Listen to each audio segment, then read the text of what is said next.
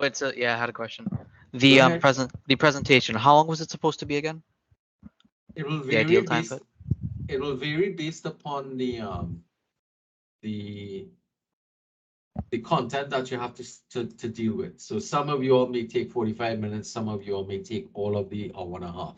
So looking at, but the max time frame is an hour and a half. Since we have a 3 hour session, the max expectation is that you take, about an hour, hour and a half maximum time frame. But if you have a shorter chapter, you might take less. So it will vary depending upon the content that you're dealing with. So for example, today we may not be able to finish the entire set of information here, but at least I'll get you started in terms of what the content is all about. All right? Okay, no problem. Thanks, sir. All right, Daniel. All right, so today we're looking at the content from chapter 2. And in essence, what we're looking at here is trying to define the concept of what leadership is all about. So for example, what we're looking at here is how leadership is defined across the board and over the years, kind of thing like that. So I don't know how many of you all feel like, so how many of you all looked at the budget presentation yesterday in Parliament or paid attention to it at all? I did not, but I keep hearing about gas prices going up. Right? Because that's one of the things that happened. Gas and, well, fuel prices across the board went up with the exception of LPG and that type of stuff. But fuel prices at the pump went up by $1 each and 50 cents for diesel. So of course that's going to be part. But there was something that might have affected you all more directly in terms of gate. What happened with gate? Anybody paid attention to that? All right, so I'll put something in your chat that I got from somebody else's, so you all could look at the fiscal policies for the period, all right? And you all could reflect upon it, and maybe you all have some opinions afterwards. All right, so again, the reason why I'm bringing up yesterday's presentation is because here you are dealing with a leader in government who's presenting the plans for the country based upon their ideas and the resources that are available. So again, it's leadership and practice that we're going to be observing here. Now, one of the concepts or ideas that this book spoke about is that leadership is something in people's perception that they see as something being like a prize. Now, how many of y'all look at would look at leadership as some kind of prize or some sort of well, as they have a coveted phenomenon in society? How many of us perceive leadership as something to be attained? Anybody?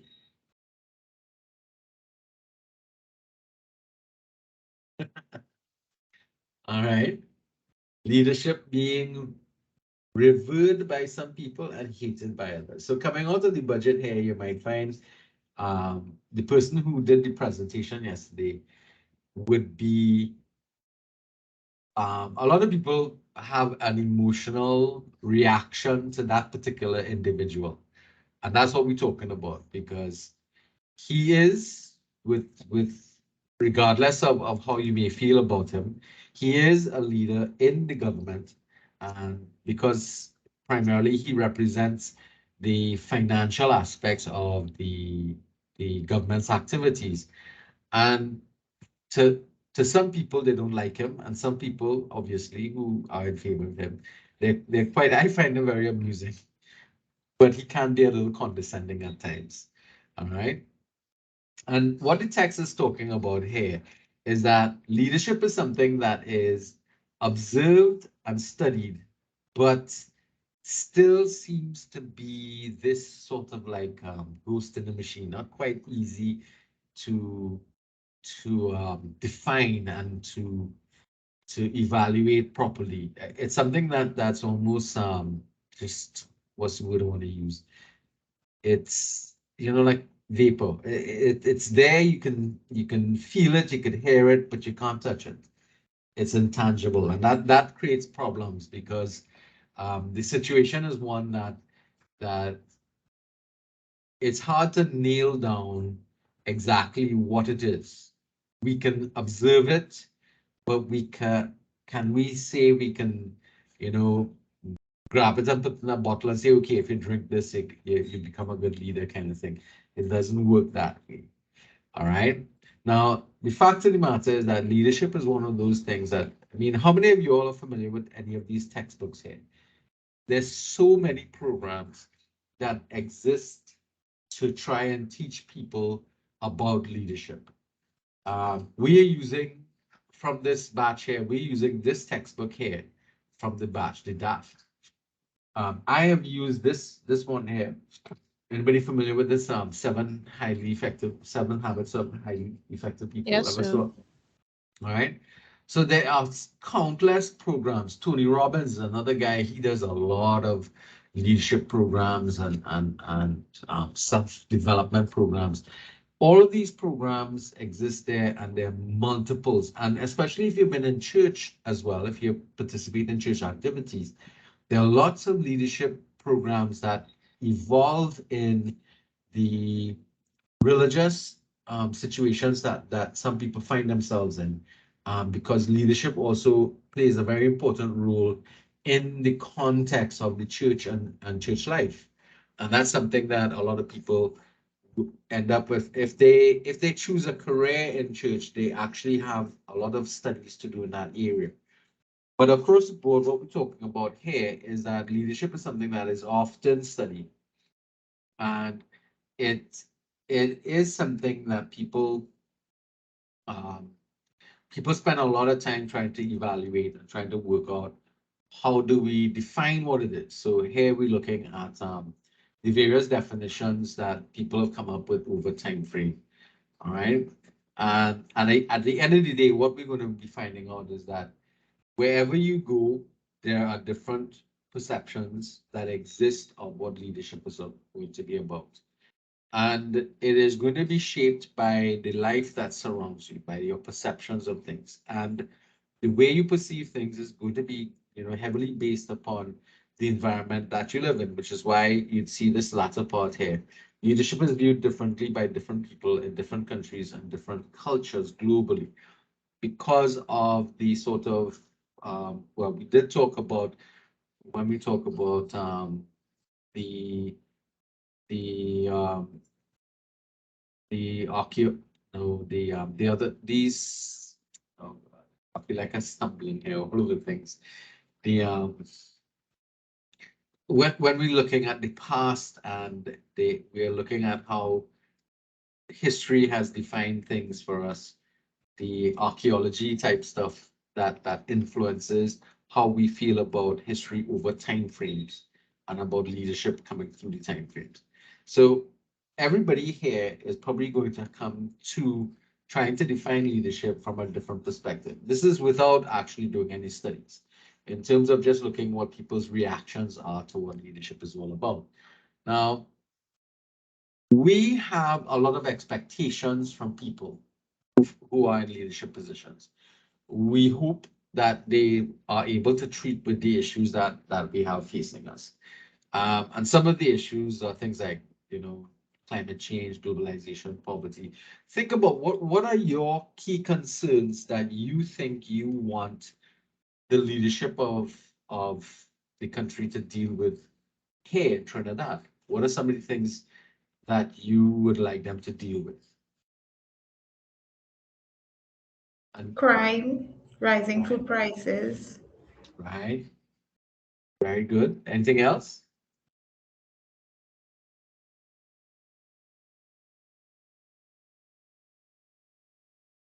Poverty. Well, yeah, poverty, well, crime and food prices. So food prices, for example, is what we refer to as food inflation or price inflation. Um, those are issues that are of an economic background, from economic background. Crime has to do with public health and safety. So the very wide areas of of activity. So we're hoping that our leaders can, find solutions for that. What about climate change? We have some environmental people, or we have science people in class here. How do you all feel about climate change? Is that a concern for you? Or it's not on the immediate chopping block? It certainly poses a threat, sir, because we have increased cases of flooding and even flooding in places that we never had floods before, and it increases the chances of proliferation of mosquitoes and other vectors, and raises the disease occurrence in certain communities as a result of the infrastructure, lack of, you know, maintenance and all these things being addressed, and proper regulations in terms of people diverting water courses and blocking waterways. All right. That's excellent, because here you're touching on a number of things. And I think the minister did deal with some of those issues yesterday. He spoke about the increasing the allowances to the agricultural sector to help deal with pests and pesticides. In particular, he talked about the African snails, which is is proliferating very quickly in certain parts of Trinidad and Tobago. I know where my sister-in-law lives. She has a lot of those African snails walking through her yard, and she has to constantly get rid of them because she has dogs, and those things can negatively impact upon the dogs, because they can kill your dogs, from what I understand. And that's in Caroni region, so Caroni, Canopia area. So many of you are from that area, and I guess you're dealing with that on a Yes, sir, regular I basis. am too. Yep. All right. I know the quickest way to get rid of them is just bleach the place out. And I think the bleach, there's some chemicals that they talk about. It helps to prevent them from returning to the place, because of course they don't like, because bleach tends to burn them. And there's some sort of salts that they put down and stuff. So I mean, again, it's a pest that has to be dealt with, because other than that, if we are going to be depending upon our agriculture and for food, then that's going to be a critical element that has to be treated with, because if we don't, it will threaten our food supply, and that's something that we have to pay attention to. So obviously, some effort and resources have to be put towards that.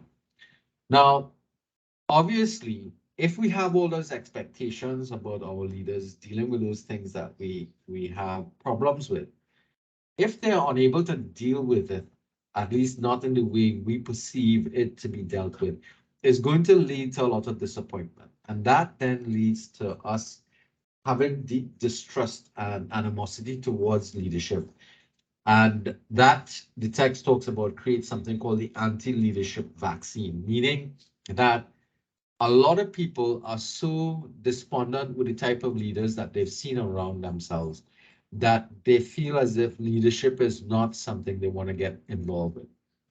So that the best people in your society don't end up going into leadership positions, because the people who do end up there um, illustrate that that type of leadership is very painful and problematic.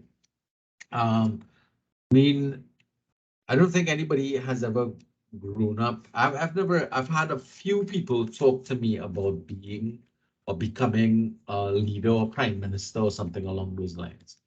Because when you look at what's taking place at that level, a lot of people have a tendency to say, well, listen, I don't want to be a leader because I don't want to have to deal with the scrutiny that goes on, or the problems that show up in my life as a result of having to deal with that type of situation. And that level of distrust creates a problems where, for me, I know from experience, some of the people who might be better at leadership don't end up in leadership positions.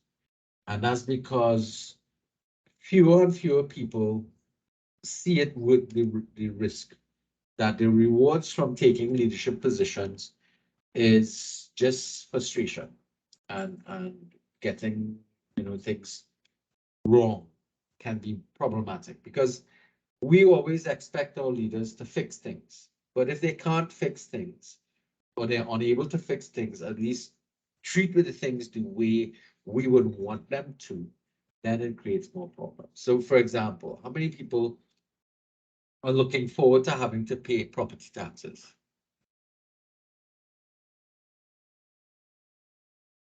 Nobody? It's something that's going to come back, isn't it?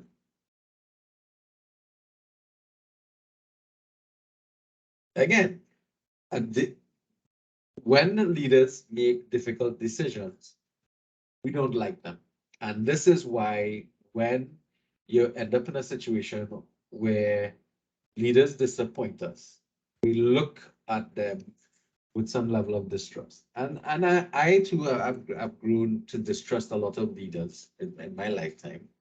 And that anti-leadership vaccine that talk about, it really is a matter of creating distrust with anybody who stands in leadership positions because you become so accustomed to being hurt and disappointed by people who have taken leadership positions because they are simply not able to um, solve problems that come to bear upon the society. And that is problematic in the sense that we are setting leaders up that we expect them to be the solution for things. And I think sometimes that definition that we have about leadership is problematic because in a lot of instances, the solution to problems like crime and climate change and stuff like that can't be dealt with only by leadership.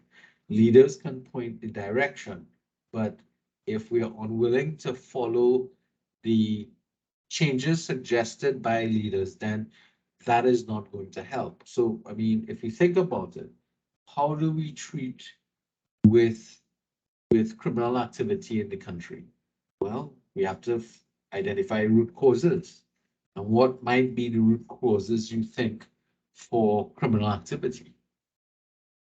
I mean, and that is going into another sphere of study, which is criminology and understanding why people behave the way they do and why they get involved in organized crime and stuff like that. You can't prevent all crime. All right, but here we're talking about prevention of organized crime more than anything else, because organized crime tends to be the more violent in nature and more insidious in our society because it sits there waiting for opportunities.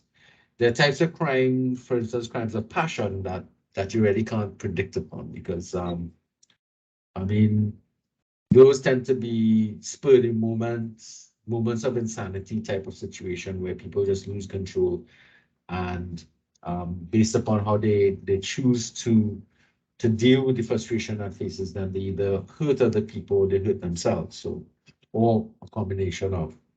All right, you all understand what I'm talking about there, right? Just not spitting in the wind, right?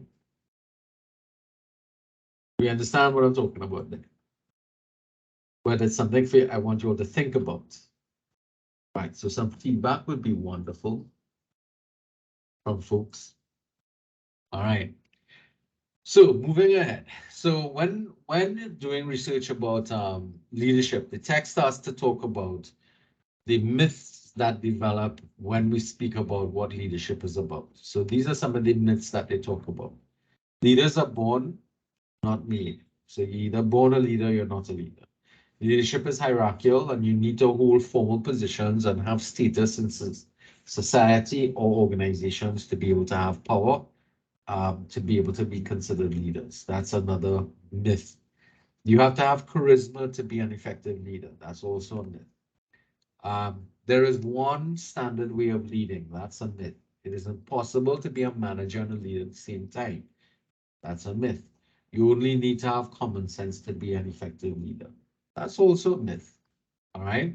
What are the truths? Leaders are made, not born. And we're going to spend a lot of time speaking about, in fact, why bother? If leaders are made, If leaders are born and not made, then why bother to do this course?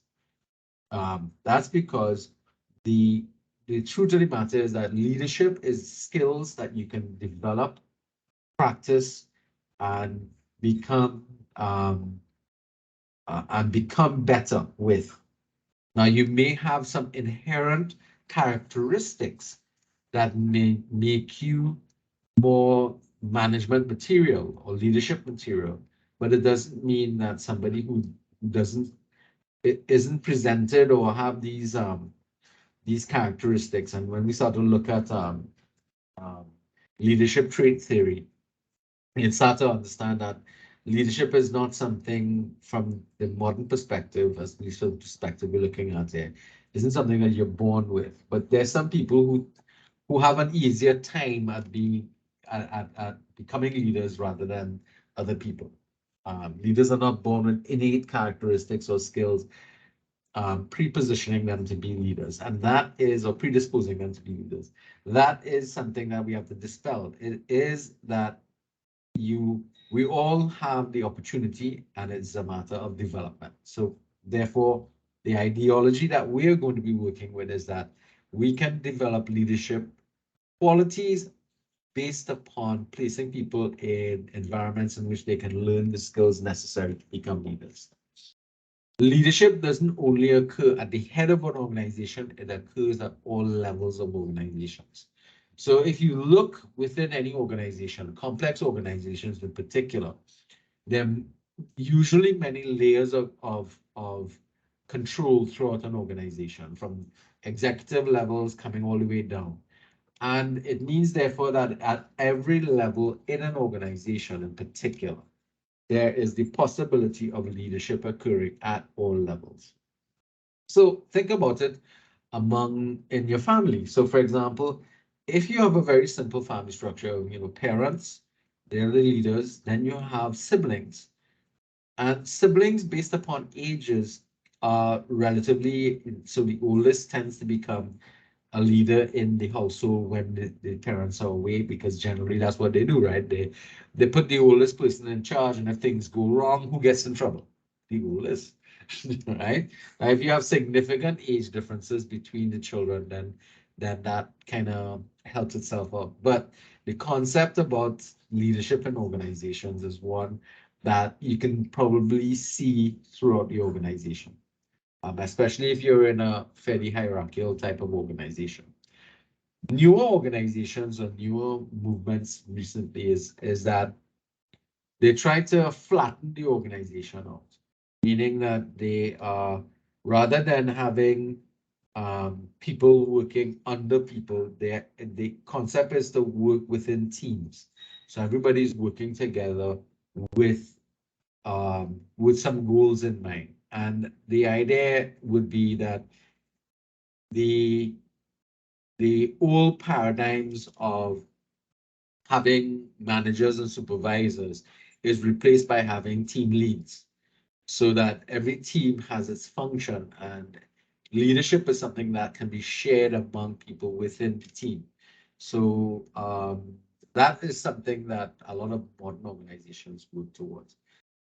But it would mean that there's some degree of parity with people within the organization when it comes to dealing with that. Because in our case here, when you're dealing with hierarchical organizations, people in leadership positions tend to get paid more, and those people in subordinate positions tend to get paid less. So the idea that of having a flattened organization means that there's some equality to the pay structures that exist. But once you have variated pay structures, then it gives that position of leadership that appeal of this is a position that I would want to get, because there are special rewards that come with it as a result of rising to those positions. And some organizations are trying to move away from that structure because they believe that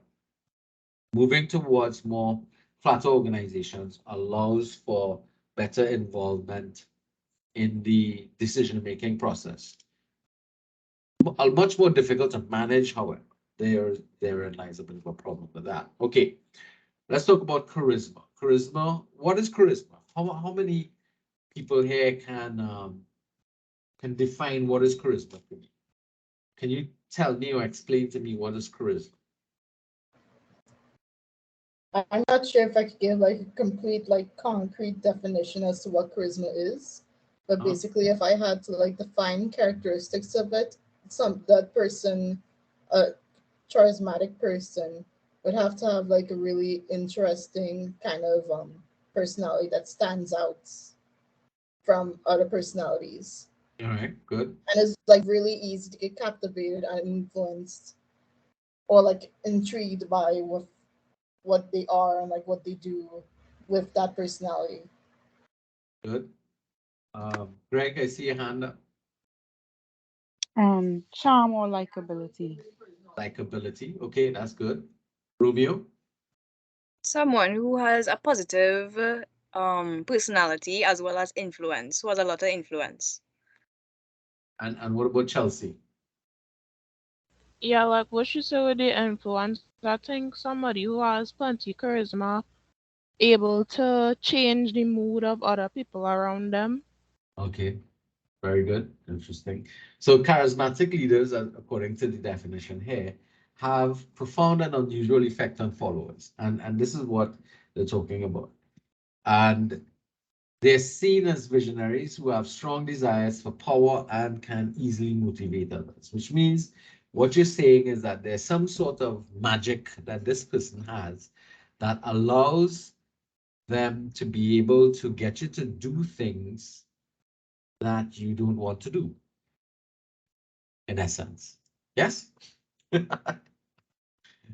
All right. Now, the problem with charisma or being charismatic is that history has shown us that charisma is dangerous because you have a situation where charismatic people, especially those who have risen to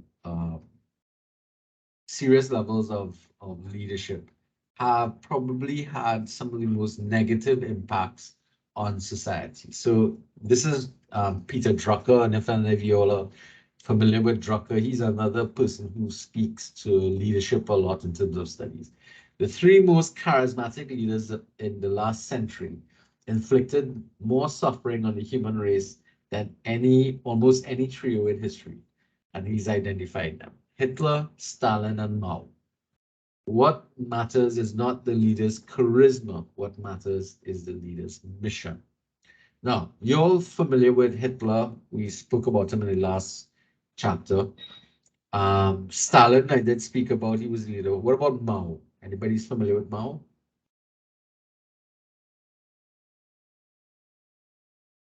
I remember hearing about him.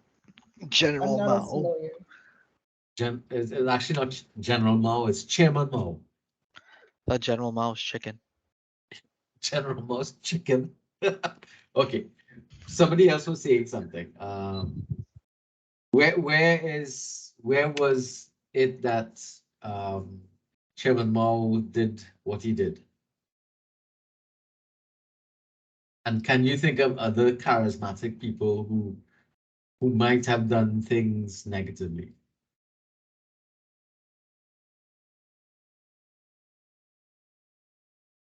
Rodney is coming in. Let's see. Welcome, Rodney. Oh, well, Rodney's coming back. Yeah.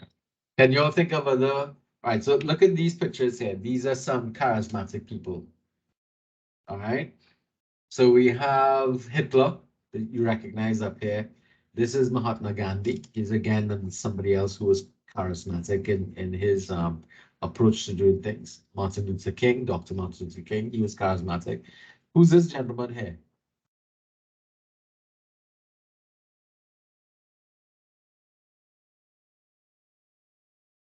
Nobody?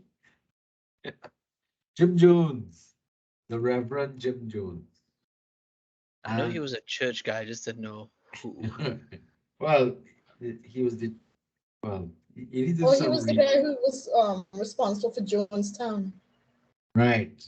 So this was when he was starting his church and stuff like this, the Reverend Jim Jones, and then he went to Guyana and he had Jonestown there, because he was able to get some property and whatnot. And of course, Hitler and him, I put them in the same area. And of course, Hitler created more damage. I didn't get any pictures of Chairman Mao, but it's fairly familiar. Chairman Mao was was responsible for the death of millions of Chinese people during the movement of China away from democracy and into communism. A lot of problems. You all should do some reading and research in those areas to find out more about these things, which is one of the reasons why charisma is not a necessary part of good leadership. Because oftentimes, though charisma helps, it creates problems in the long run. Because if you go back to the definition, charismatic leaders have an unusual impact upon people, and that impact is usually emotional in nature. Um, and it can create problems because of the emotive connections that are made between leaders of that type. Um, and even those who don't have on necessarily bad intention, they can have negative reactions because of that charisma attached to them, because of the emotional responses to the type of life they live. All right. Now, the other myth that we're going to look at is that no, there's not just one way to lead. In fact, in this course, we're going to talk about the way in which leadership needs to find the appropriate method to deal with the appropriate context. Right? It's interesting here that this talks to the personal approach to leadership is influenced by all of the things about the individual. Therefore, understanding yourself, because your gender or your sex, as talks about from the text there, the cultural identity, your personal values, those are the things that influence the way you lead. So therefore, the what really determines the type of leadership style that you require is going to be the context that you find yourself operating in. And that's the model is going to be looking at that no one leadership methodology, here we're talking about autocratic and participative and so on, will work in every circumstance.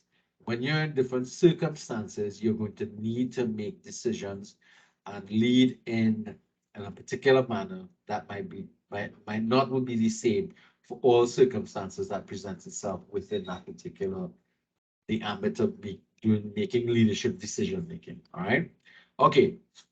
The importance about distinguishing between management and leadership. All right. So you can be a manager and a leader simultaneously, but what we find is that a lot of people tend to confuse management with leadership. All right. Managers are people who are managing resources. Of course, one of the resources is the human resource. But when you're managing, you're looking at achieving the objectives of the organization. Whereas leadership is about motivating people to be able to do things in a manner that best suits everybody in the environment. So yes, you can be both a manager and a leader, but generally what the theory tells us is that you're not going to be engaging in leadership activity 100% of the time. You're going to be engaging in some management activity as opposed to leadership activity. And they're going to be individually based. So that managers also sometimes are not leaders, because there are lots of managers who are people who are placed in charge of organizations because of the position that they find themselves, but they're not looked upon as being a good leader at all, because they simply don't inspire people to want to do better within the organization. In fact, I've known a lot of organizations that have had people who might be effective managers, but they're just poor leadership because they can't keep their staff working with them for one reason or the other. They have serious problems leading their organization or leading their department because they are poor leaders. They may be good managers, but they're just poor leaders. And that's something you might be familiar with, that somebody ends up in a management position, is attempting to exhibit leadership potential and is not doing a very good job with that. I don't know if you have any personal experience with that, but I know I've had numerous instances where people were put in charge of departments and failed miserably about emerging as a leader in the organization, but were given management duties, basically. So that's something that you should be familiar with or understand, that you can differentiate. What are the things that the person is doing that is management oriented, as opposed to those things that are leadership oriented? And again, now that then brings us to defining what is the distinction between the two, and that's something I'm going to spend some time doing. So as the text speaks to, managers are bound to organizationals um, goals and mission, all right? Whereas leaders are not necessarily bound to organizational mission and vision. They tend to be more focused on developing better relationships with the individuals around them and inspiring them to be able to want to do the job better, all right? Like this one, managers are preoccupied with doing things the right way, whereas leaders are focused on um, doing things the right way, whereas leaders are focused on doing the right thing. There's a difference there. You're seeing that? What defines something as being done? What's the difference between doing things the right way and the difference between doing the right thing? What Uh, this thing? Go no, ahead. no, sorry. No, go ahead. Go ahead. So I guess when you're doing the right thing, that's just like basically what is defined by like the standards of like I guess maybe an organization or like a group. Like if you're making things the right way with like the right kind of quality that people are looking for, like you're meeting the standards of what's expected. But Uh-huh. just because something is technically labeled as the right way in terms of what the standards are, might not necessarily be the right thing to do. Like maybe it could be something that could like put people out of this, like it might be something about the process or maybe the standards that could potentially be harmful to people, I guess, in a sense. There you Like go. maybe if you're, yeah, like Because harmful to, because yeah, your focus now is going to be more along the lines of what is best for everybody, and yeah, I not guess. what is just best for the organization. So, for example, a manager is going to be focused on getting the most amount of sales. Yes, that'll be something. And the right way to do that is to, approach customers and, try to convince them through your marketing techniques to purchase all the products that they can get, and that type of stuff. Whereas a leader is going to say, well, this product might be useful, but it has drawbacks.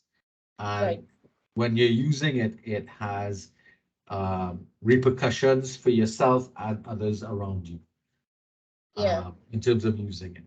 That makes sense? Yeah. Yeah. All right. So that's a distinction there about managers focus and leadership focus. And again, a manager wants, so like being honest with you guys, I had a manager whose focus was on just managing the department, making sure everybody um, was doing what they were supposed to do. They were teaching classes, that they had their full teaching load, that students were being advised, um, but he was never concerned about whether or not faculty was happy, whether they had the resources that they needed to be able to do it, whether or not students were being met and dealt with in a productive manner, whether the program documentation was in order. The quality of work felt rushed. It felt icky, for want of a better word, uh, and it it it felt incomplete. And you know, that manager at that point in time believed that his management style was laissez-faire. He just kind of let things go the way it should go, and there seemed to be no order to what was going on at all. And for me, that was a lack of leadership. Um, Fine, they were managing the circumstances and the situation, but it showed a lack of leadership because nobody was willing to do the things that um, they would do it before, um, based upon the inspiration of the individual who was in the leadership position. So those kind of things, it meant that the organization started to suffer as a result because the goodwill that was developed between the management and the leaders previously in positions in that position dissipated. Nobody was willing to give more than what was required. Nobody was willing to, you know, stay back and help. You know, that kind of stuff. Simple things like that would happen in an organization when there was leadership change. Different techniques managers would utilize would inspire people to work on things. So though there are overlaps between management and leadership, leadership really has a number of,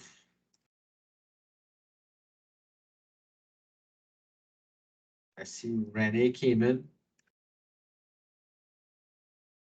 Welcome, Renee. Hi, sir. Sorry for being late.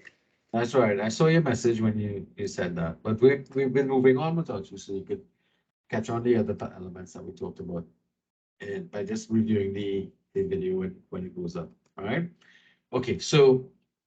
Um, so again, they're closely aligned to each other, but again, there are distinct differences between being a manager and being a leader. So again, we can't confuse management and leadership, though there are serious overlaps between the two. And that's something that we have to try and distinguish. Leadership is different to management. And oftentimes, a lot of the programs that you see outside there would focus on achieving an institutional goals. That is management, not necessarily leadership. Okay, so you you can be both an effective leader and an effective manager, but you'd have to understand that there are differences in the purpose and functions of those individuals. If leadership is teachable, that's the truth of the matter. If it wasn't teachable, then we wouldn't design this course. That it goes without saying. And leadership is something that takes time to develop, and it requires that we try to learn from our mistakes and develop as we go. It's not something like it's one and done. It means every time you go through the process, you're going to learn new things, and that just kind of basically um, have to understand that you need to learn some things by doing it. Um, and it's just not going to be by dealing with it from a common sense point of view. You have to really look at the development of your skills over time in terms of dealing with certain types of circumstances. For example, how do you deal with emotional individuals in your organization? People people oftentimes when you're dealing with people from a leadership position, there's a tendency to have emotional responses. So if every Monday morning you're dealing with somebody who's in office who's always crying and weepy and that kind of stuff, that's going to put some strain on you, because how do you deal with it from a management point of view if you're dealing with it in an office, and then also deal with it with a leadership point of view? Um, those are things that you will have to learn skills to be able to treat with emotional employees or emotional colleagues, because it could be at your side as opposed to somebody above you or down. Or worse yet, if you have a leader who's behaving very emotively and yelling and shouting at you. And if you all have to deal with that, I mean, on a fairly regular basis in your organizations, anybody? There's a tendency for most people to try to keep those things separated, but the truth of the matter is that emotion tends to affect us all the time. It's just a matter of trying to manage the situation as we move along. Yes? No? Yes, sir. All right. Okay. So the word leader itself was, well, they tried to trace it in the English language to about the 1300s. The word leadership itself, so you have the term leader, was traced back to the 1300s, and then the word leadership emerged out of that in the 1800s, and it was usually utilized in the context of political influence. So here now we're tracking the evolution of leadership through time.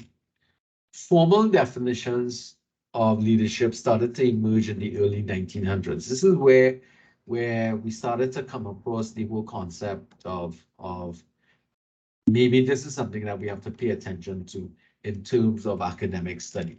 So in the 1980s, there were over 110 definitions, and generally these were coming out of the academic fields. And that would soon mushroom into 221 definitions in text and other scholarly material, and then 366 publications on leadership, which didn't include, welcome Ms. Lala Singh. Hi, good evening. Sorry for the wait. I know I got your message in the chat. Okay, so thank you. Not seeing the other people there. All right, so again, what you're having here is a situation where leadership is just something that is emerging over time frames going on. So early definitions from Mumford in 1906 define leadership as the preeminence of one or a few individuals in a group in the process of controlling phenomenon, societal phenomena. Mumford is portraying a leader as a controller of an event. So when I think about this Mumford definition, I think of I don't know if any of you are familiar with Metallica, but they had a song called Master of Puppets, and I always think about it from that perspective um, of thinking of a leader as somebody who's pulling the strings and as a master of puppets kind of situation. So it's therefore one person who's kind of in the background controlling others and making them do things that they don't necessarily want to do. So it's a kind of nefarious type of definition of what leadership is all about. And well, we'll see some more coming up in relation to that. Contemporary definitions describe leadership as a relational process. That's what we're looking at now, based on mutual goals and actions. But it took time for us to get to this point because there are other types of definitions that were a lot more mean in the past that were focused more on the accomplishment of goals. All right. And it means, again, it means about manipulating people, not motivating, but manipulating people to do things that they don't necessarily want to do. So the type of user-friendly leadership model or definition that we have today in terms of looking at it still comes from a perception of leadership as one person controlling somebody else. The newer way we look at it as is contemporary now, it is about us working together to be able to achieve something together. So it means that we're kind of working off of each other to be able to achieve some greater good. And that's good, also going to be the other element that we're going to look at. What is the actual goal that we're looking at? All right.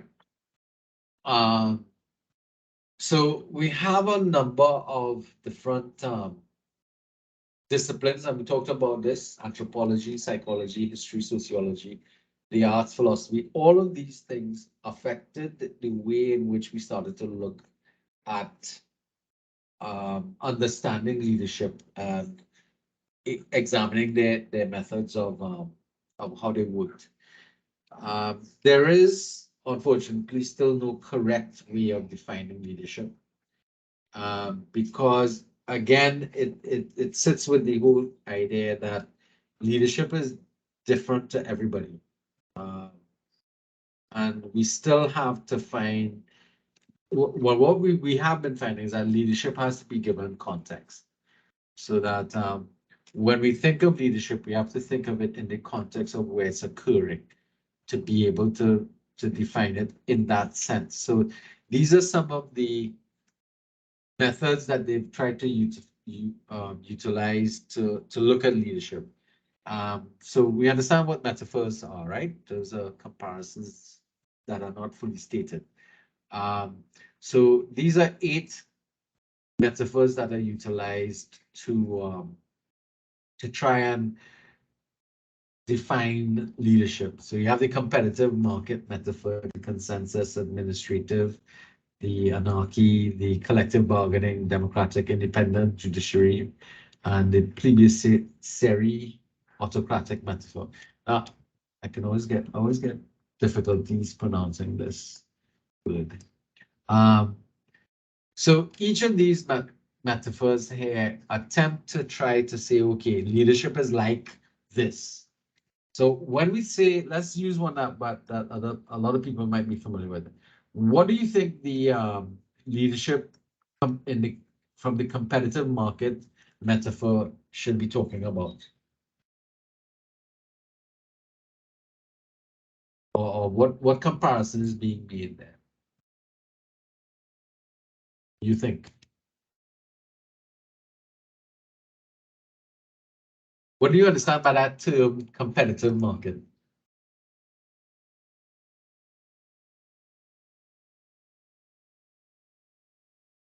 Anybody? Well, I mean, There the might- idea. I mean, the idea would be the people would be comparing their own values as leaders, I guess. No. Not really. No? If you think about the competitive market environment, what they're talking about is firms competing in a competitive market.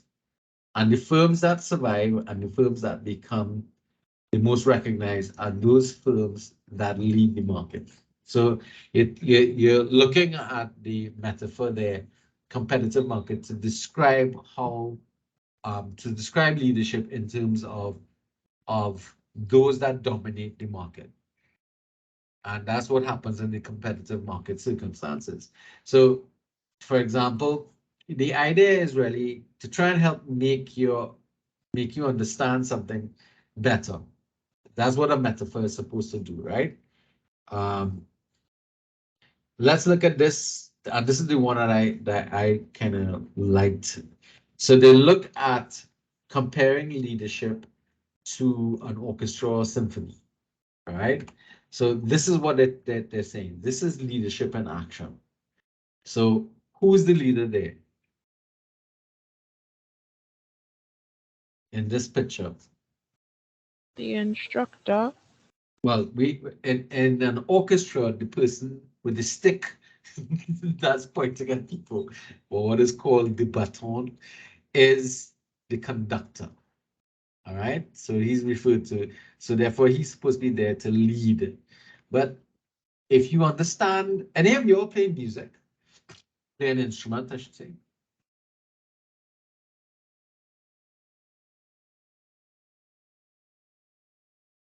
1, 2. All right. So Renee and Greg, what do you all play? Greg? I play the violin. Violin. Great. Do you play with an orchestra or a small team? No, I haven't played in a while since the pandemic. Okay. But when you did play, what context did you play in? No, I was just taking lessons. Okay, so you never worked with a quartet or something along those lines. All right. Renee, you said you played an instrument. Yeah, I play guitar. All right. And do you play guitar in the context? I used to play casually. I played a concert once. I All right. played piano by Yeah, so you played with other people or you accompanied other people? I can't. So I'm not making you. Say that again. Yeah, I can't. I can't. No, so no, I talk about in terms of your experience. Did you play with other people or did you accompany them? Duets, if that counts. Sorry? The duets, if that counts. So when you say you played with another guitarist or you played with a vocalist? Another guitarist. All right, okay. So you're playing with somebody else. Okay, cool, no problem. But did you ever play in a band? No, but I've done vocals for In, for all right, like good. music So, festivals. all right. Greg, you have something else you wanted to add? Oh, Sonia, that's I played the pan and yeah, I did play in a steel ensemble in school. Right. Okay, so that's what I'm trying to get to. So generally, when you're playing in units like that, there needs to be somebody who's in charge, especially to get timing. All right. So that you know what kind of time signatures you're dealing with because they're going to be setting the speed at which you're going to be playing the music. Now, there's another similar one here. It uses the metaphor of a jazz musician to illustrate this leadership process. Jazz band leaders must choose the music, find the right musicians, and perform in public. But the effect of the performance depends on other things. The environment that you're performing in, the volunteers playing in the unit, the band, the need for everybody to perform as an individual, but also in the context of performing in the group, the absolute dependence of the leader, that conductor, on every member of the band, and the need for the leader to for the followers to play well together. Because it's almost like, have you all ever had that um ever played that game of like if you're a soccer player or something like that, you choose or cricket fan or whatnot, have ever put together your best team in the world by choosing players from all around the world to get the best team in the world? Have you ever played that? Well, let me put it in the context of what actually took place with the United States when they were finally putting together what they call the Dream Team, the US Dream Team for basketball. They remember they selected the best players from the NBA. So they had this bunch of really, really good players, all that they pulled together in one team. And there was a problem. They weren't working well together because everybody was being their very best, but only in the context of what they knew, but they weren't playing together. So what was going on there was the manager of the team, the coach, was having problems with the team because they weren't able to play as a unit. So he arranged a game against another one of the a better team. I can't remember if it was a school team or some other team that existed, but they were playing as a team, and they beat the hell out of them because they were playing as a team of basketballers as opposed to the dream team that they were putting together for that basketball Olympic tournament. Were playing as a bunch of individuals. And the reason why he did that was to help to prepare them for the fact that you're playing against teams. You're not playing as individuals. So individually, you're all very good, but you're only the you're as good as your best player, but you're as weak as your weakest player. The problem that they were having was that because they weren't communicating on the basketball court with each other and they weren't playing as a team, and they were actually challenging each other in the context of leadership. they were having problems of getting making, because everybody was trying to be sort of like everybody on their football team trying to be a forward. Nobody playing defense. All right, everybody want to score. That's when you the problem of when you bring a team together made up of the very best players from different leagues. They come with their own function in mind. They come. I normally play left striker or right striker or forward center or whatever, but they don't work together as a team, and that was a problem. And that's something that, as a leader in a music environment, and this metaphor that they're utilizing here, one of the members of this team, of this ensemble here, would become the leader of the team. So a lot of times it tends to be the drummer. But the drummer is at the back there. He's setting the pace. He's setting the speed. Everybody else has to play along with him, especially this guy with the bass. The bass and the drums tend to become the framework upon which everybody else gets to play. So you might have him, the bassist and the drummer, and you might have a guitarist who's with them coding and playing rhythm guitar, as opposed to somebody who's soloing, and then you have a vocalist working with them and so on. Again, whoever's the leader of the organization, or leader in this case here, is highly dependent upon everybody else doing what they're supposed to do and playing at the very best of their capacity. Because if they don't, then collectively you're not going to sound good. But you have to take into consideration all the other environmental issues. What about the sound system? Is the mixer who's the guy who's doing the mix, the engineer, getting the best sound out of you that they can. So there's so many things that this drummer sitting at the back or in the middle of the group here, working out, are they getting that sorted out? He's worried about all those things simultaneously while trying to focus on making the music. So those are the kind of things that a leader has to pay attention to, not just what they have to do, but what everybody has to do, and everything that impacts upon the circumstances that affects them. That those are the things that they're going to have to pay attention to. So the jazz metaphor illustrates the inclusiveness required, because you have to include everybody. And if you've ever played musicians, every musician is an individual. And you have to value that individuality, because that individuality is what gives them their talent. All right. But we have to be able to exhibit showing the importance of public good, because we need to know, okay, we are playing together, but we're playing together to please the audience. That's the public good. And learning as the leader to give that player the ability to bring out his very best, to be able to get the best experience out of the situation.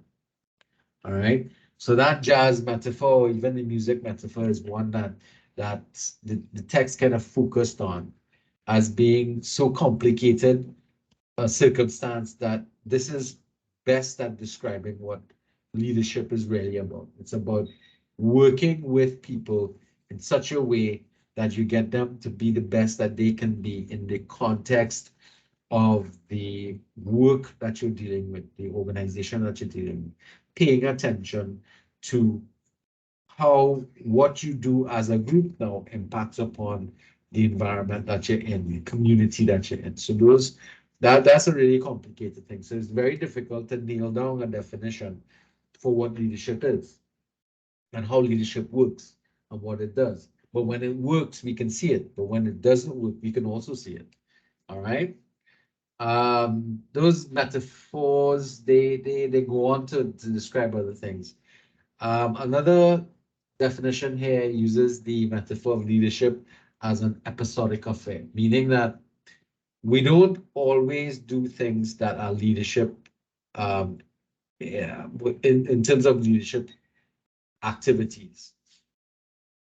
We actually are, from this gentleman here, Ross, he says, anytime people do leadership, they are involved in a process that is bounded by time. Subject matter specific leaders and collaborators engage in process, place, and context.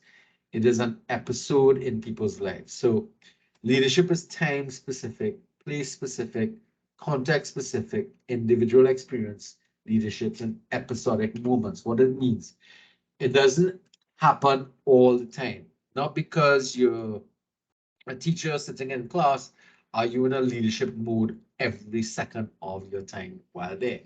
There are times that in the organization when you are engaged in leadership activity, let's say you're running a meeting, that's a leadership type of activity. But for the rest of the time, you're sitting in your office doing work. You're not in a leadership, you're not engaging in leadership activities. That's why he refers to leadership as an episodic phenomenon. You are doing it when necessary, because the rest of the time you're engaging in other types of activity. So therefore, we have to we have to understand that not every minute and every day are you in a leadership position or engaged in leadership activities. Sometimes you are engaged in other types of activities in and around what's going on. I thought that was also useful in terms of how they looked at it from that perspective. So therefore, at the end of the day, leadership is a complex set of activities, ideas, and thinking, and it's an elusive phenomenon. I like that particular thing.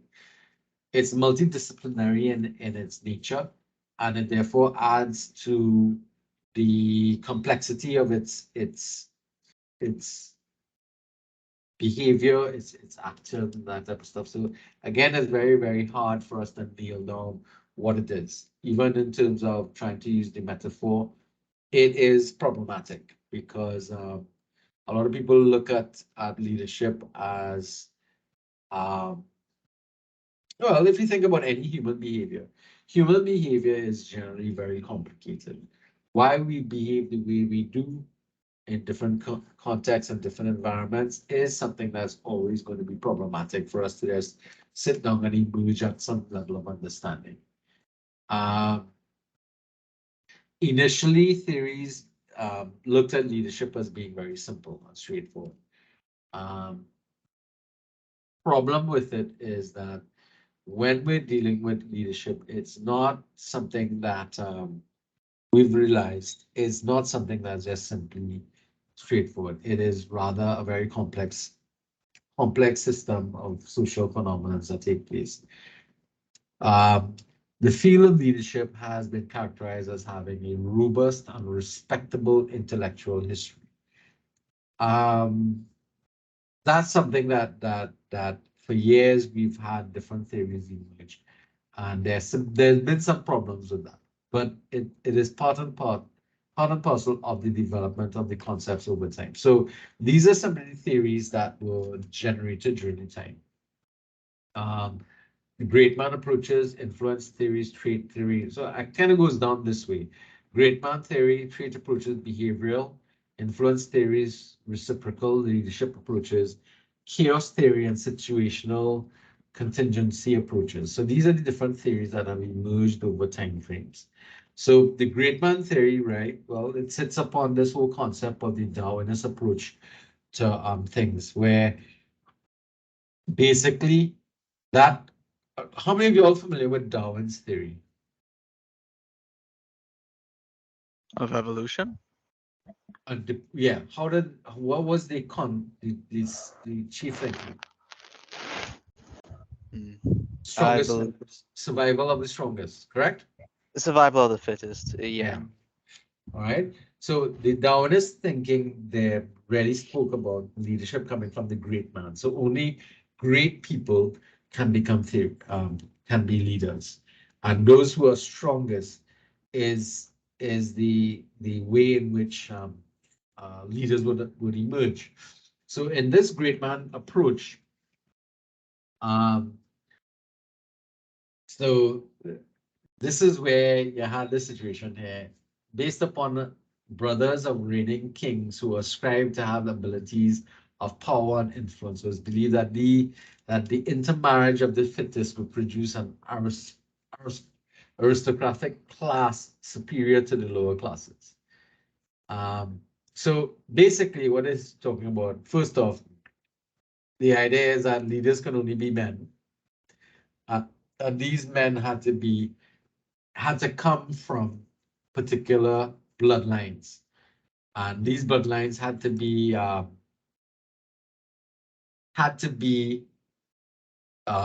had to survive, and therefore they could only survive through bloodlines. So you still have this aristocratic approach to leadership. I mean, we just had the funeral of the Queen, and here is kind of like where you can actually see that that approach to leadership still exists around us, because the Queen dies, who becomes king? Her son. You follow?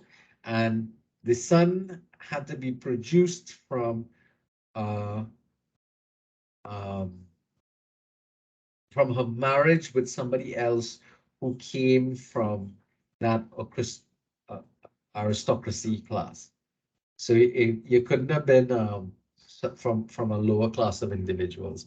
So again, this great man theory really spoke to the fact that only great people can become leaders. Interesting. And interestingly enough, great women such as Joan of Arc and the others were simply ignored by the theory. All right, so that goes without saying. The next approach that came up in the 1900s was called the traits approach. So it gave way to from the great man to the traits approach. So again, leadership now is, you know, came from the great man approach. It spoke really to the era of kings and queens, if you think about it. And the Taoist approach would be kings and queens engage in a lot of warfare, and they'd kill each other and that type of stuff. And therefore, only the strongest king and queen survived. And those kings in particular would be the ones who you'd want to survive through the process. Traits approach then moved away from just the approach of thing, and started to talk about that there were certain traits that leaders would always have. All right. And what were those traits? So I think I have that here. That's these were the popular traits that a leader had to have. They had to be intelligent, they had to be tall, they had to have self-confidence, um, and they had to differentiate themselves from non-leaders successfully. So there were also other things like they had to have a particular facial features, blue eyes. Basically, again, here you're dealing with almost a concept that only white men from an Aryan background can be leaderships. Now, during this particular time frame in the early 1900s, the concept of eugenics was very popular. That um, your race determined the ability to be leaders. So again, this was very dangerous because it led to certain things happening in societies around us and people believing certain things. The truth of the matter is that that great man theory and the traits approach had very little research to back it up, besides the eugenics. But the eugenics went on to produce other things. So it's stated here that research, however, failed to produce a list of traits to ensure that which characteristics leaders must possess to be effective. This paved the way for behavioral approaches, which is where we started to go. But during this period of time in the early 1900s, here you're talking about where the concept of not trait, but eugenics and the um, the situation of your origin being critical in terms of being leaders. And that, of course, led to a whole set of other issues that came up. So behavioral approaches attempted to start to analyze what good managers did and what poor managers did and try to um, measure the activities. So what they looked at was effective and ineffective leaders, and they tried to, you know, observe what they were doing. So here we started to observe behavior. Um, so this again came up in the 50s and 60s, the early 60s, not so much the later 60s, because other types of influences. So here, very structural in nature, it was very technical. So they would set up matrices and they would start to make observations of behaviors that managers would do while they were working at their jobs. So they started to observe things like activities that were considered, were named the consideration and initiating. All right. So consideration was described as the degree to which leaders act in a friendly and supportive manner, showing concerns for subordinates and their welfare. Whereas initiating is the degree to which activities that they acted primarily as achieving the goals of the organizations. The two dimensions are independent of each other, so scores vary. So basically what they were looking at, what did the person do that fell into initiating structure and what fell into consideration? And they'd start to, measure basically that type of stuff. And it used to be kind of weird. You used to have these guys in lab coats in managers, industries, and factory floors, and they're checking boxes, basically trying to take notes of what business is doing. Another approach that came up from Blake and Morton, they use the two-factor approach: concern for people, concern for production. So again, they were separating actions that were taken by the manager that showed some level of concern for the person, as opposed to those that showed a concern for production. So again, they will go into the factories and into the factory floors and so on, and start to, with their check boxes, start to check out or note what actions people did that they fell under the area of concern. So again, this was behavioral approaches. Again, so what they're looking at here is that they're simply looking at the behaviors and kind of like checking them off on a box and saying, this was done, that was done, and so on. So in essence, what they were trying to do is to bring some degree of scientific approach to the whole thing. But there were some problems with that, obviously, because another theory that was developed was this one that came from the Michigan system or Michigan studies. So they had three types of behaviors: task-oriented behaviors, relationship-oriented behaviors, and participative leadership behaviors. So again, they simply went on to try and observe those behaviors. What behaviors were task-oriented, what were relationship-oriented, and whether or not the person was engaging in some form of participative leadership activity. Problems with these theories, again, they were too simplistic because you're trying to break down something as complicated as leadership into one or two factors, and that was problematic in that sense, because again, they were just trying to simplify something that was in essence that we talked about it being very complicated. And the majority of the research on this was ignored the circumstances or the situation that were observing in. So they were looking at the situations that they were presented in. Most times, of course, it would be in highly industrialized factory settings that they'll be doing these things. And at the end of the day, the results prove to be inconclusive and inconsistent, because in some industries or some organizations, so they say they completely ignored the individuals who were sitting in the organizations, their attitudes, their behaviors, all the other things that would tend to influence these things. So the behavioral theories started to lose traction, basically. And this is again between the 50s to the early 60s. Now, coming out of that, we started to look at the situational contingency approach. So here's where the approach proposes that leaders vary their approaches based upon the context they found themselves in. So now they started to say, okay, it's not the leader, it's the situation. It's not the person, it's the situation. So the situation determines who will emerge as the leader. The leader being the product of the situation. So now we're going to another extreme. We're saying the situation is what is going to be the important thing. How do the effects of leadership vary from situation to situation? So contingency theory is based upon this contingency, this should happen.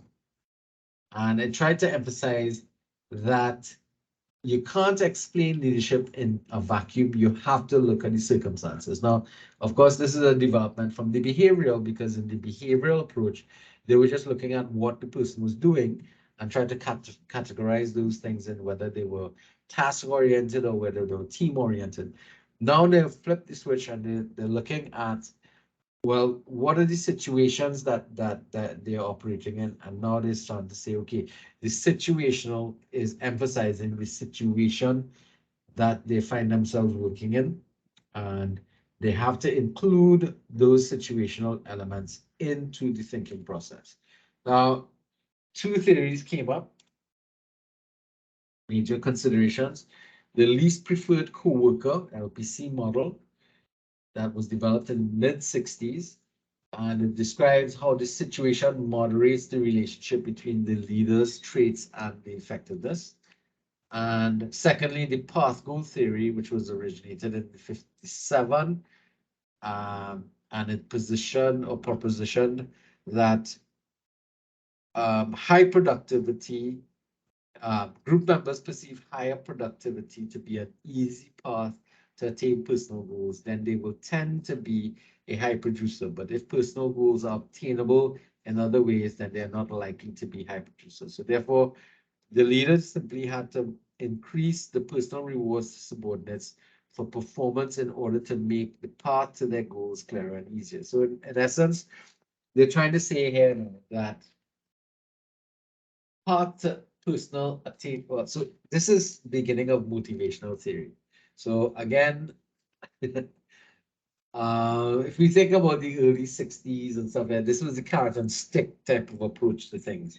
So in order to, get people to do what you want, you had to motivate them. So, and in order to motivate them, you had to say, okay, if you do X, Y, Z, you'll get your goal. All right, you'll get the carrot. So basically, this is where motivational theory emerged from the beginning of the process. So you can start to look at that. Again, problem with this was there was a lack of supporting research, and there was unclear association between the commitment and competency of sport. So again, the theory didn't pan through because it was having problems. And that's the situational model.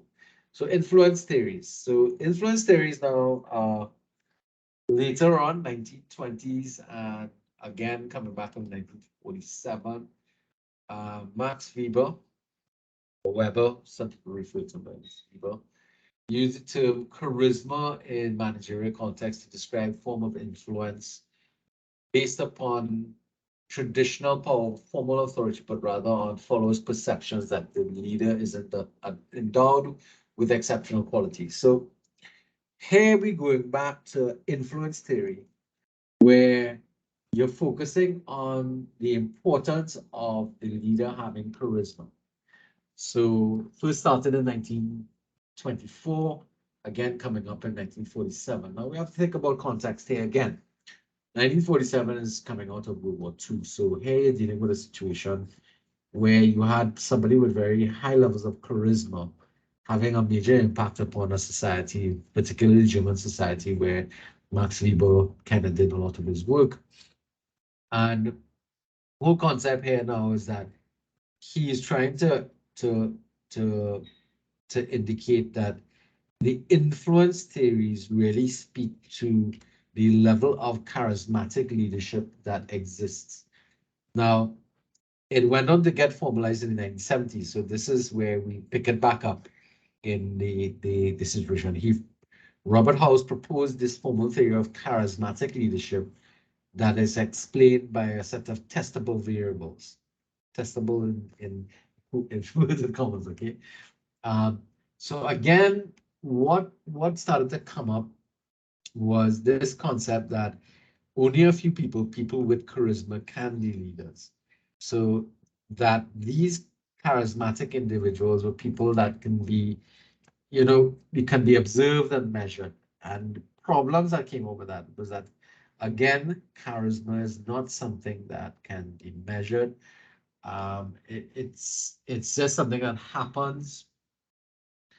Um, and the problem with charismatic leadership is that it was found that charismatic leaderships tended to arise at times when followers were willing to challenge what was going on. And that generally tends to speak to periods of revolution, when major change was taking place in society. So you had to have the right conditions for a charismatic leader to be able to have influence to negotiate or to stimulate major change. So that then led, of course, to the whole idea of charismatic leadership or influence theory to, you know, have sort of like mixed reviews based upon it. Primarily because too much deference was given to individual leaders. The problem with charismatic leadership is that you don't hold your leader up to greater scrutiny. All right. And because of that, there was a problem where charismatic leaders lead to dangerous situations, where, especially where they misuse their power. So people like Stalin was one who was charismatic in nature. We spoke about the, and again, contextually, we're speaking about this theory developing out of the 1940s, which was coming out of the influence of the World War II and Hitler. You also had charismatic leadership coming from Winston Churchill, different type of charisma working in the UK environment. And then you also had a charismatic leader in terms of Roosevelt working out of the United States. So again, the context in which they were operating from can be problematic. And again, you had to look at where they were going rather than what they were trying to do. So again, this theory started to kind of fall or lose traction in studies. So reciprocal leadership theory started to come up in the 70s. Now, what do you all remember about the 1970s in major cultural development? Anybody?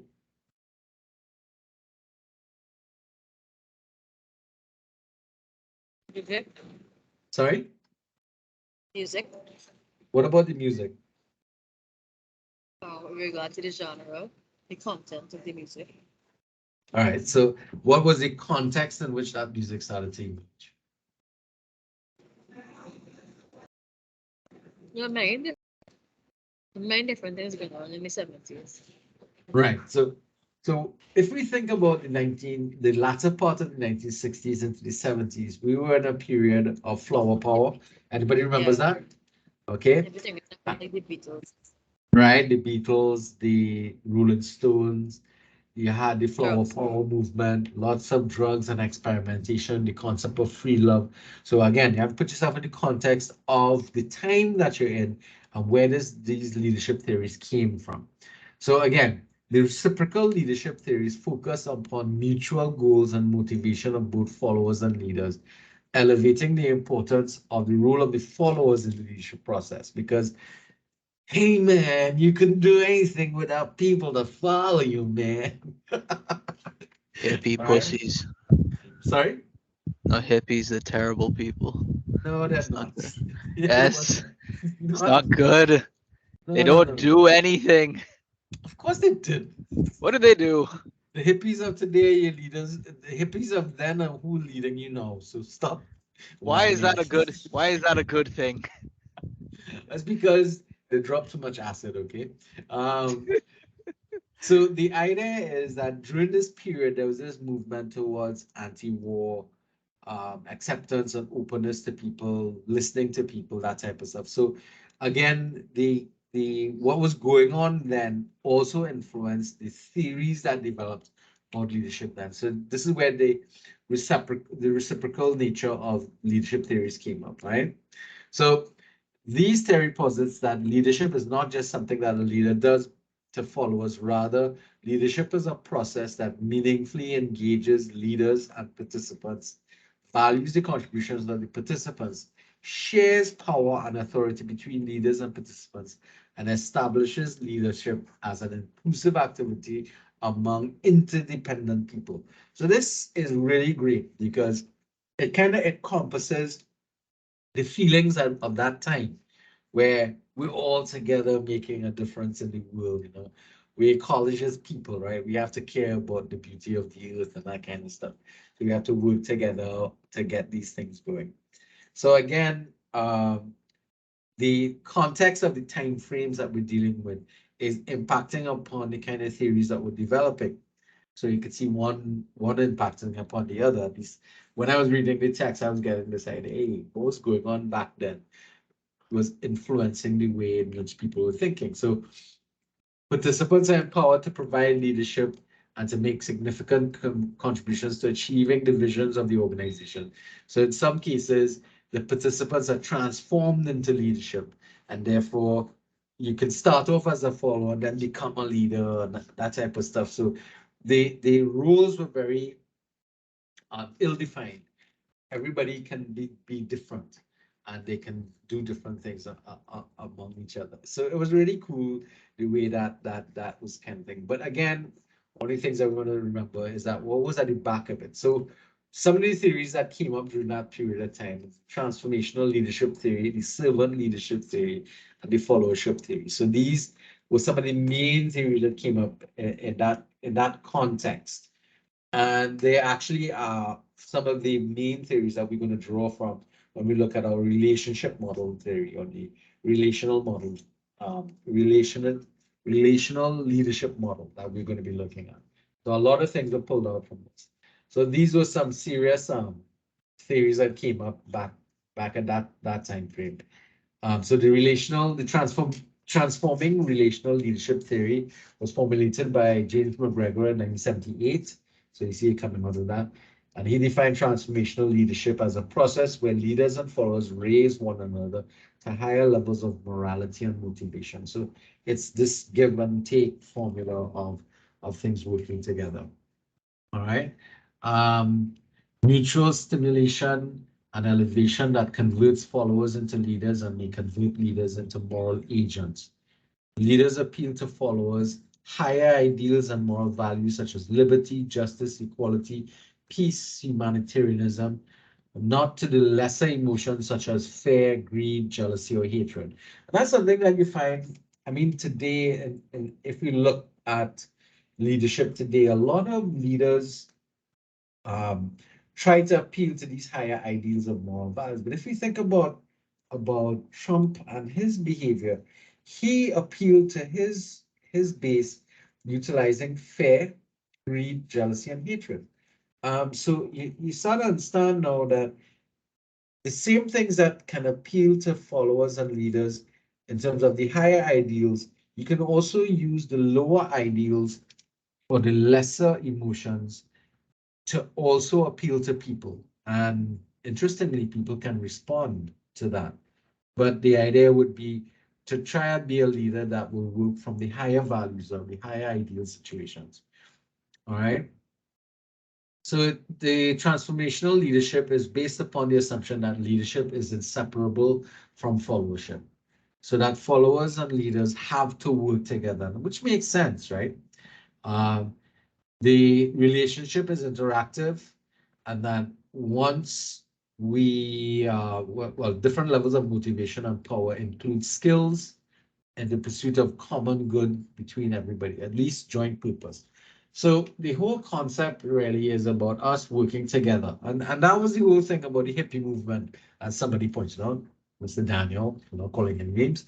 It was that the hippie movement was about us not thinking from the perspective of I am different to you, but we are still one, and that togetherness moving us forward. And therefore, that togetherness would help us to develop into better people, better environment, that type of stuff. Those are the things that that we're trying to see happening there. Power is used to realize common goals and purpose, and not for the purpose of exploitation. So again, and at that point in time, remember, we're still talking about the anti-war movement. We're trying to not impose our will on other people. We were trying to exploit and manipulate people, those kinds of things. A unique aspect of transforming leadership theory is moral component, and that was important. What is best for everybody? Should we be conducting ourselves? The ethical aspect was very important in the transformational leadership process. So this is where we start to get, our heart being brought to the thing. So these were transforming leaders. Each one of these individuals here moved us through major transformational periods. So, for example, this guy here, John F. Kennedy, he was important in his time frame because he transitioned the United States through a period of ask not what my country can do for you, but ask what you should do for your country. That kind of giving back attitude that he had started. Of course, these people were threatening the status quo. So you'd realize all three people, four of these individuals here as transformational leadership were assassinated because they were transforming people to go beyond the status quo, and the status quo tried to hold them back. So in every case, they were trying to transform the environments that they lived in to a better circumstance or situation that existed. And in each case, Martin Luther King, Abraham Lincoln, Abraham Lincoln, Mahatma Gandhi, and John F. Kennedy, they were assassinated because they were moving society away from what a particular status quo that existed before, that they perceived as not being useful for the countries that they represented or for the people that they represented. The other two, fortunately, they survived, primarily because they may have been less transformational or transformational in areas that weren't were more acceptable, right, back to the masses and more popular. All right, so transformational leadership was contrasted with transactional leadership, which was a leadership theory brought up by Burns. That demonstrate that leader-follower interaction has two dimensions: transformational and transactional.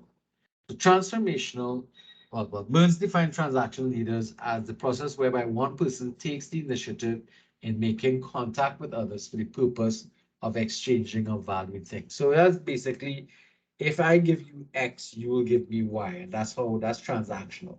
So in order for you to do well in this course, you have to do X, Y, Z, that kind of thing. Transformational would be where we want to move together. We want to transform, or we want to achieve these things together. That's transformational. Now, one of the topics for debate that we have is to actually look at whether or not transformational or transactional leadership is better than transformational leadership. So that's something for you all to think about there. So the idea here now is that leaders can engage in both transformational and transactional. Transactional leadership will, of course, appeal to self-interest because here you're going to say, okay, if you do this, you'll get that. Whereas transformational leadership appeals to your higher ideals, moral values, and belief structures. So you're sort of like motivating people to want to change or to do something because of the value it has to our greater society or common good and the good of all mankind, kind of thing like that. Ask not what you can do for, ask not what your country can do for you, but what you can do for the country. That kind of thinking. Critics of this theory focus on its overall lack of clarity and specificity. That's important because the theory actually lacked the nitty-gritty of being very specific as to what should be happening, where should be doing, what we should be, how we should be acting. And that, of course, weakens the whole theory because again, it's kind of still hairy fairy, kind of sort of like the hippie movement, kind of hairy fairy kind of thing. All right. So that then another one, the servant leadership model, is another one where it looked upon the function of leaders as really being servants to the followers. So the servant, through focusing on the primary needs of others in the organization, and transforms himself. And so you have the thing is servant leadership. You emerge as a leader by being a servant to other people. So if somebody wants to lead, they must first understand how to serve other people. And again, here now, this is where you had the Eastern values that being brought into the thinking process here of leadership theory. Now, we have to think about back in this time frame, this is like mid-70s and stuff. A lot of the artists were experimenting with Eastern culture and mysticism. So you had the Beatles and the Rolling Stones heading across to India to meet with mystical leaders and gurus and stuff like that from that. So this is where you had music being influenced by Eastern culture. And in Eastern culture, their version of leadership or their thinking about leadership really started to bring on this servant leadership attitude towards. So again, contextually speaking, this is what started to influence the thinking process there. So servants leadership or servant leaders view institutions in which CEOs, staff directors, and trustees all play significant roles in holding the institution in trust for the greater good of society, which is the reciprocal nature of this leadership process. So again, we are servants to the wider society. So if we were to look at this theory, in essence, therefore, as a lecturer in Costa, my responsibility is not only to you guys, but to my wider society to make sure that I produce students who will become better leaders in the environment that in the country that we live in. So that would be my view, that I am serving you guys to be able to serve the the the community better and in a positive manner. That is the thinking there. So, oh, sorry. Um, so we follow this theory, the development of that theory. So, and that then brings us to the concept of stewardship. So you have the steward model, where both leaders and participants are stewards of the organization who dedicate themselves to taking care of the needs of others and the organization's needs, and to uplift the vision and mission statements of the enterprise. So again, the servant leadership, the steward model, you all are going to be dealing with this in more detail. One of the presentations, I think, with power and influence is going to deal with this in particular. All right. The biggest difference between the servant leader and a person who wants to lead is the servant leader's motive is for putting the needs of others before his. There's one particular political leader that used this approach, and that was Ms. Kamala Bissassa. She had put her when she was prime minister, she came to the the system spouting that the emphasis of the government was to serve the public. And I remember her saying that a lot during that period of time. It was, I think 2010, 2011, 12. So when her government was in charge. But what I think happened with her is that, because that's interesting that she was dealing with that particular situation. The problem I think she had was that the people in the organization that she worked with didn't buy into it. They didn't see themselves as servants to the society and the community, but they saw themselves as being really, well, what can I get out of it? So that was a very more selfish approach to it. But again, it's the same kind of thinking that whether or not it actually worked through. It was what I think she was perceiving, that as a leader, you had to serve your society. You had to serve the people, that it wasn't what you could get from them, but what you can give to them. That was the situation I was going on. Now, the other one that developed was, of course, is the followership theory that we talked about before. Yes?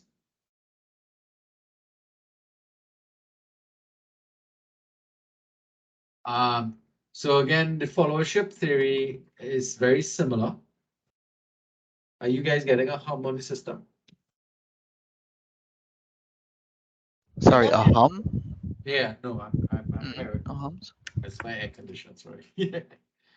Um, so the followership theory now focuses on, of course, the whole model of rejecting the industrial approach in which leaders are superior to followers, but defines the role of leaders and followers as having equal levels of importance in the activity. So those are the things that they were talking about there. And I think we spoke about some of these already. Talk about Kelly's patterns of the independent critical thinking. You all remember that model that we had from the previous thing? Alienated followers, sheep, yes, people that effective followers. So this is the same concept that we were talking about before, where we had the quality of followership that worked in this particular leadership program or system, the followership theory, because the effectiveness of your leadership was going to be based upon the type of followers you had. If you had alienated followers, then you're not very good. If you only had sheep and yes people, then you would have problems. If you had effective followers, that would be determined. So, um, and you had to kind of move mostly people into becoming more effective followership based upon the dimensions of independent and critical thinking. So you had to have people who were very good critical thinkers and highly independent decision making. So those are the kind of things that you want to deal with. Effective followers followed or have these qualities. They manage themselves well. They're committed to the organization, to its purpose, principle, and persons outside themselves. They build their competencies and focus on the efforts for maximum impact. They're courageous, honest, and credible. All right. And of course, this sat on that whole reciprocal nature of the thing. So leaders and followers reciprocate. So you have everybody up working together. So again, you can see where the whole Eastern cultures coming, where in order to there's the phrase I think in stoop to lead. You have to be part of the whole to be able to effectively lead. So that whole concept of leadership is based upon that reciprocal nature of activity with each other over the period. All right, so so the 20th century, we started to get this industrial paradigm model.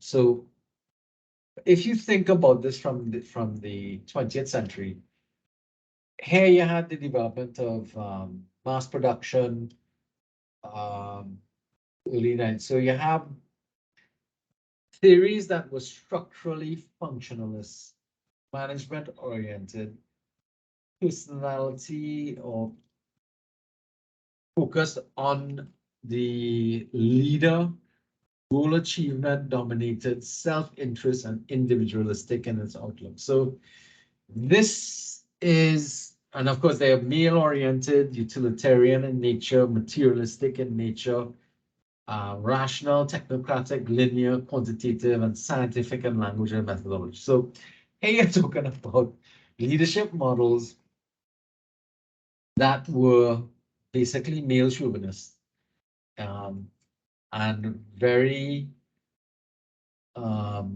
output oriented, management focused. So a lot of the theory or management theory that emerged in the latter part of the 20th century tended to be industrial in nature. It was focused on trying to get the best out of industry. which was mirrored in the educational systems as well. So you'd find that the education system will help to produce people who were either going to be leaders and they would be cut from the rest and they would end up in management school with doing masters and that kind of stuff.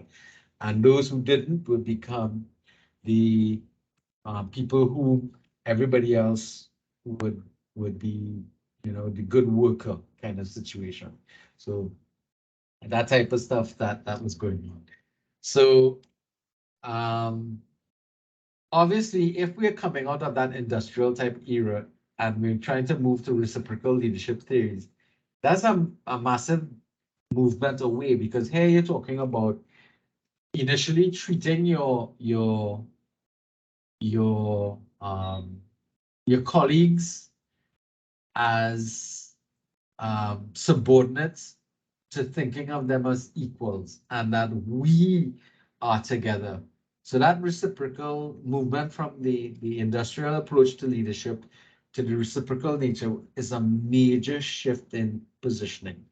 So followership and leadership and servant leadership, all those things were really hinged upon that Eastern culture and that idea that we are in this journey together kind of situation. Those things are important because prior to the industrial approach to leadership was what was more of what you look at. So the same thing I was telling you, going into factories and checkboards and doing check marks and that kind of stuff. They still position leadership from the context of it being um, um, industry focused, and that was important to understand the context in which a lot of these theories were developed. The reciprocal leadership theories is different because it approaches leadership from an absolutely different point of view or perception. So that's where you have to change your stuff. So faced with an unprecedented economic, technological, socio-political, and moral, ethical tumultuous sea of change, there's a need for new theories, new applications, and just plain new thinking about leadership. So in essence, what you're saying is that those older theories could not or cannot work in an environment that is facing massive change and change that you have no hope of holding back those changes. Because if we think about the way in which the internet works and how it impacted so fast on the world of employment and work, then you start to realize that these things are problematic. So what are the theories that um, had to emerge? Um, they had to deal with the circumstances that we find ourselves in. Much of what is taught in school has prepared people to live in neat, controllable worlds. But the reality is that the world is not a neat place. So here we're going to emerge into the chaos theory. So most of you all are familiar with chaos theory, and you've probably heard about it before, right?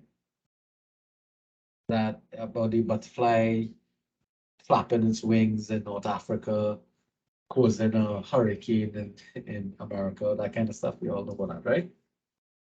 Nope. Yes, sir. All right.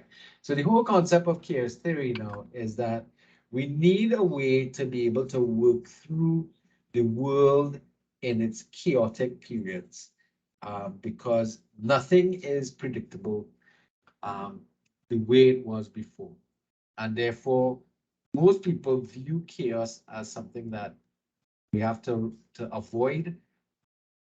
The theory that we're going to look at here is one in which we're going to embrace chaos as something that we can work with. Chaos has been defined as order without predictability. Chaotic behavior has two important characteristics: and inherently unpredictable, while at another level, it displays a hidden pattern. So what may appear to be chaotic to one individual, if we kind of look back a little bit or reflect a little bit, the chaos actually has a pattern in it. So this is one of the reasons why reflection is such a very important part of the relational model, because it's important for us to pay attention to that, to those levels of chaotic behavior, because only with reflection can we begin to see patterns that may exist in a situation. So this view of the world as turbulent, ever-changing, and risky has always challenged, and always challenged is echoed and expanding some recent work described by quantum physics. Right? They actually kind of speak to a lot of things that the scientific world has actually been speaking of in terms of chaos. So chaos theory um, really tries to say to us that we have to learn to work in an environment in which the the the parameters of which we are working with is going to be changing rapidly around us. So we have to be able to be more flexible in terms of working with it. And therefore, leadership systems have to also be able to adapt it. All right. In this world, living things in the, all right. So basically, can we control what's happening around us in a world that is primarily chaos, right? And the thing that they're talking about, there's some basic concepts that you have to utilize. Sensitivity to the initial condition, also called the importance of initial conditions. That how something begins is important for us to understand because it's likely to be where it's going to end up. So first thing we have to do, understand and be sensitive to what happened at the beginning. Next, we talk about developing connections between the things. None of us are independent. All right, we are dependent on each other. So we have to understand the importance of connections, and that's the concept of and-ness that they talk about. And regardless of its spelling here, it's a concept that they want. It's about this and that. All right, this occurs to make connections, sometimes between things that are not literally connected to each other, but or ought not to be connected to each other. So you're literally anding. So andness leads to anding with it.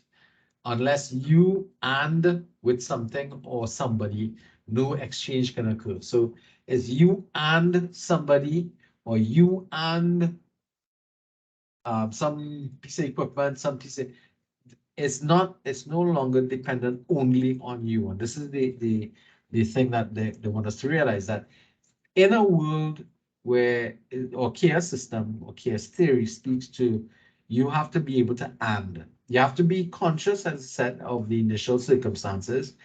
You have to be aware of the fact that you're not going to be able to do anything about it on your own. You are dependent upon the other people around you.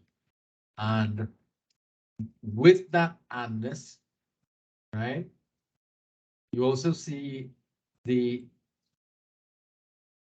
have to change your mind about things being both right and wrong. So this is, you have to start thinking of something might be both right and wrong simultaneously. All right, so this brings up another Eastern concept of dualism. So dualism, all right, you're familiar with that yin and yang symbol of the two things that are kind of like this in each other. Those Yeah, symbols like that, yeah? Yes, Yin and sir. yang. Right. So this is yeah. what the concept of dualism. Now in Hinduism, for example, every aspect of God is male and female. And every aspect of God is good and bad. So it's everything made as one. And you can't therefore understand anything without understanding the dualism of the item. So that one thing can be both right and wrong simultaneously. And this is what we're trying to say to you. So in a chaotic time frame, what you're going to be doing is pulling the rightness out of one situation and combining it with the rightness of another situation and trying to avoid the wrongness. So in order to get a solution, it's not going to come from one thing, but it's going to come from a combination of not quite right things. I know it sounds kind of, and you know the hard part about this is that it's difficult because we prefer, especially if you suffer from ADD, which is one of the reasons why and not ADD, what is it called? Not attention deficit, but if you are you have to have things neat and orderly around you all the time. What's that referred to? OCD. OCD, yes. If you are obsessive compulsive, this theory will not appeal to you because what you're talking about here is getting a correct or appropriate response to a problem by getting multiple partial solutions from what might be partially correct. So you get some right from this and some right from that and some right from the next, but half of everything else is wrong. Yeah, understand? And that doesn't sit well with people. And I guess it's one of the reasons why the occurrence of people with OCD is coming is getting worse. Um, because we're surrounded in life by all this chaos and we want some order. We want things to be orderly, and therefore having all this mess around us is problematic. Um, we would like all, and a lot of us do that, and we instill a lot of order in our rooms or in our spaces in order to, feel safe and feel nice and comfortable. And the minute you go into an environment where it's different and it's very cumbersome and cluttered, you start to have problems. And the problem with it is that chaos theory actually speaks to this. It speaks to the fact that the world is not a nice, clean place. And therefore, we have to have different strategies for dealing with that. So the chaos theory that we were looking at um, is really problematic, and it tries to describe that circumstance of trying to deal with things from that complicated point of view. So this is what that whole chaos theory is speaking about here. As I said, because of the complex nature of these problems, partial solutions may be all you can expect to develop, but you'll be surprised how many such several partial solutions can accomplish. So again, you're not going to solve the entire problem, but you're going to look at solving some of it. And that is all you can do because it's beyond the capacity of the situation. Now, some people would like to hear that because it doesn't sit well with them. All right. Okay, so the world is filled with its own self-organizing system. So again, here this is where they start to look at chaos theory has this kind of the world finds its own solutions, and the solutions don't necessarily fit your personal mold of how things work, but this is what happens. Balance is restored, but it's restored in a manner that may not necessarily be what you would like. Now, this is vague or nebulous, as the text would refer to, but think about how peer groups shape their behavior if the participants have some sort of traumatic event taking place. Uh, how is our culture impacting upon our own group of friends, for example? And your friends and your group of peers, they just, they change with time. Things happen. So I know, like, for example, a lot of you all lost contact or lost touch with a fair number of your friends during this pandemic time frame. Have you all been able to reconnect? And has the reconnection been the same as it was before? Think about it from that perspective, right? All right. Try not to underestimate the influence that participants and organizations have on each other, even if they are not designated leaders. So this again is in dealing with chaos theory, look for solutions from everywhere. Um, Groups of people will organize themselves. All right. So that's one of the things that happens. Those are things that we know. Um, so these are some of the chaos theory approaches that we're looking at. Now, One of the later theories that came up was referred to as authentic leadership, and this is really pretty close to the one that we are going to look at, which is authentic leadership talks about leadership from the position of leaders needing to be authentic people, and they can't be a put up, right? And reciprocal leadership theory, the post-industrial research, this speaks to the reality that in order for you to be an effective leader, you have to be an authentic person, an authentic individual. Uh, You can't pretend to be something you're not. So authentic people are the center of authentic leadership. It is the base of all positive social constructive forms of leadership. Now, any good leadership requires you to be authentic. If you're pretending to be something you're not, then you are going, it's going to come up, regardless of how good a person you think you are at faking things, you will eventually exhibit those things, especially when things go wrong. Your true self will come out.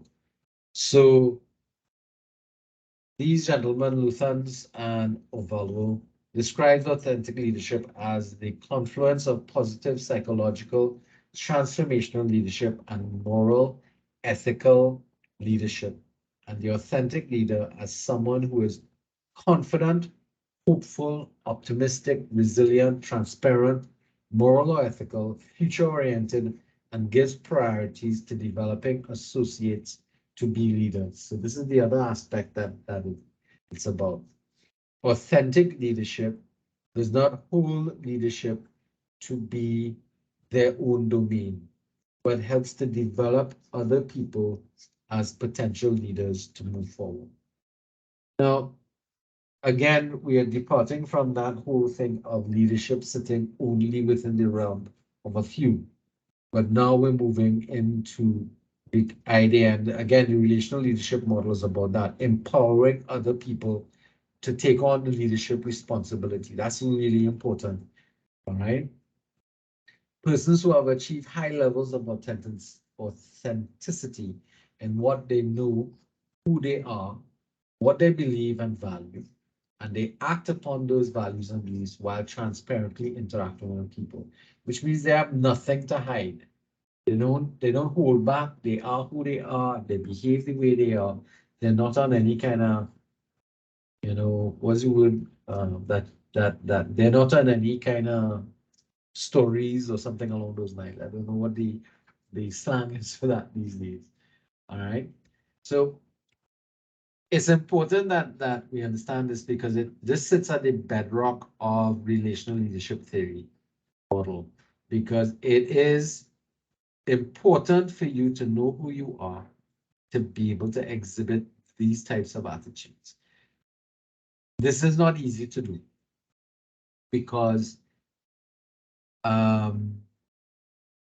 if you want to be a positive leader in this particular authentic, you need to,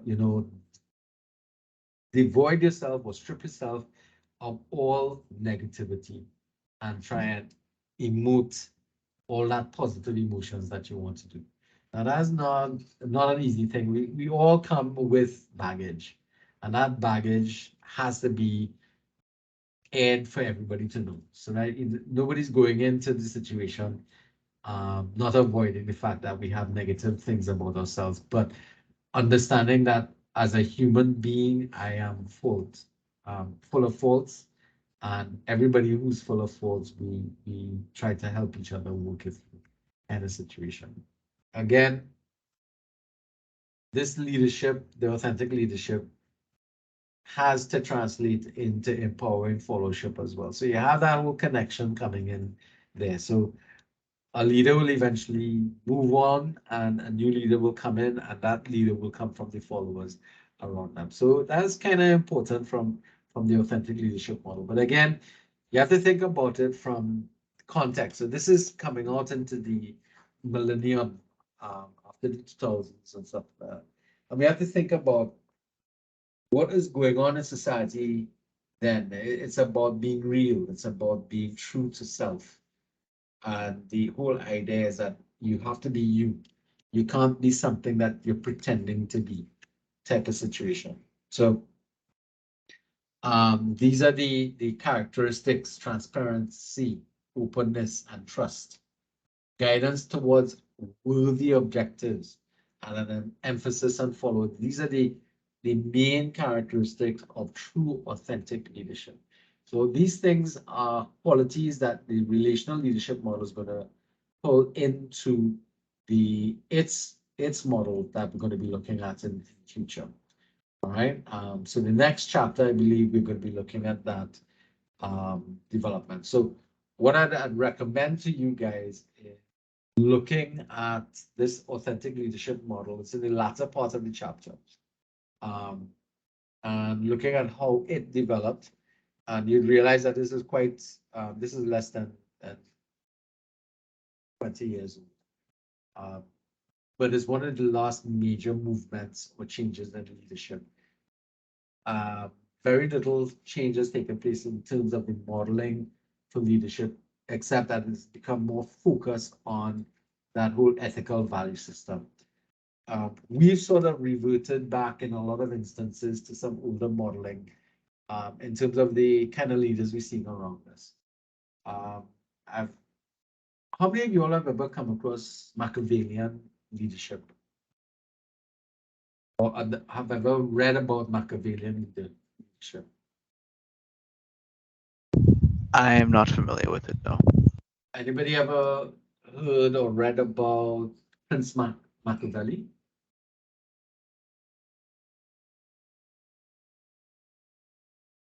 Check it out and see, because that was a system of leadership that existed for a long time, coming out of the 1800s, 1600s, so on. That was a method of leadership that was taught, and in fact is very popular among was very popular in political spheres of being Machiavellian in their leadership behaviors. So these are the characteristics that they're talking about, and you'd see that a lot of these theories and qualities are things that the relational model is going to pull upon in terms of all these nice things. Authentic leaders don't fake their leadership. They don't take on leadership roles or engage in it because for status or honor or personal reward, those kind of things. Hey, here comes Mr. Charles. Mr. Charles, welcome. Just about made it.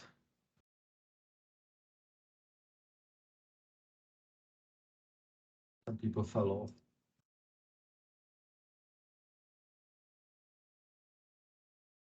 All right. So we're almost at the end here in terms of authentic leadership. I don't think there's more to say really, but it emphasizes how you build credibility, how your personal value structures, those kind of things are important to the development of this, and that you can utilize other forms of leadership techniques along with it. Let me see. All right, so we kind of like had a chapter summary at this point. So studies of leadership is often described with the but phenomenon. There are numerous theories on leadership, but as we will, we still know very little about it and how leaders make a difference and their effectiveness on organizations. So regardless of all the theories we looked at, we still can't nail it down. We can't carve it out. We can't cut it out of somebody and say, this is the leadership element. Leadership has been studied as a scientific discipline for several decades, but we still have made little progress. There are numerous research studies on leadership, but the results are often inconclusive and ambiguous. We'll also explore a new world, the world of chaos and systems, and noted how it's different from the linear rational world, and that has been traditionally used as a model for how the world works. Leadership in this new world requires embracing rapid change and constant learning. These are exciting challenges and challenging and turbulent times in which to be alive. So they call for a new and different way of conceptualizing and leading an organization. Finally, we introduced the emergence of the authentic leadership, with its focus on leadership as a core aspect of our very being, hope, trust, and positive emotions, and concern for understanding the attitudes and behaviors of followers. Authentic leaders offer a new way for us to look at leadership. All right, so next chapter that we're going to be looking at is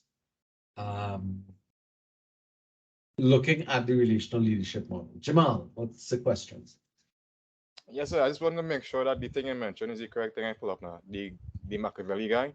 Yeah. Is it a book called The Prince? Yes, that's All right. it. You found it online? Now I just saw like a brief thing in Wikipedia, and so I just wanted to make sure that this was the correct thing I checked. Yeah, that's it. Then he did a little booklet in terms of how to.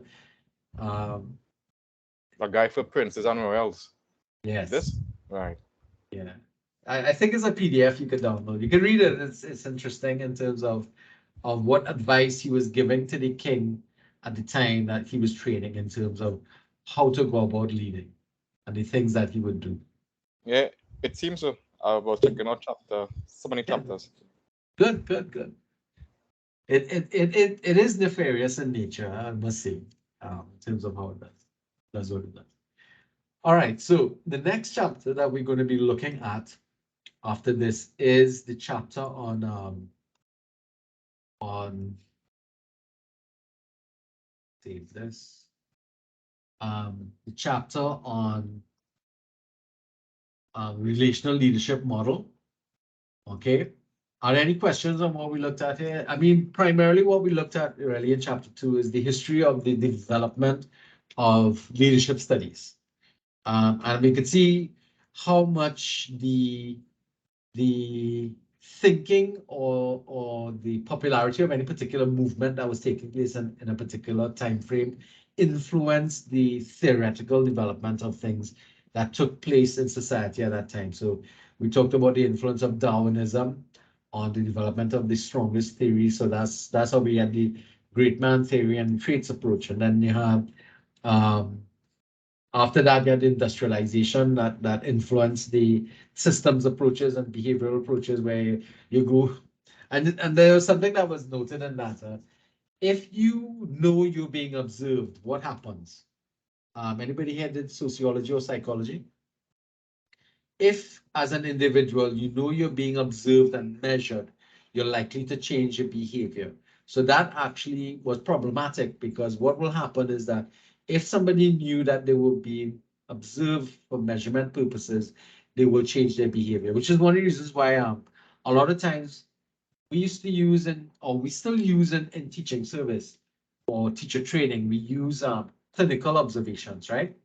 Which is sort of like what some of you guys are doing with radiology. Nursing does it as well. Is that when you know you're being observed, you're going to be on your best behavior, correct?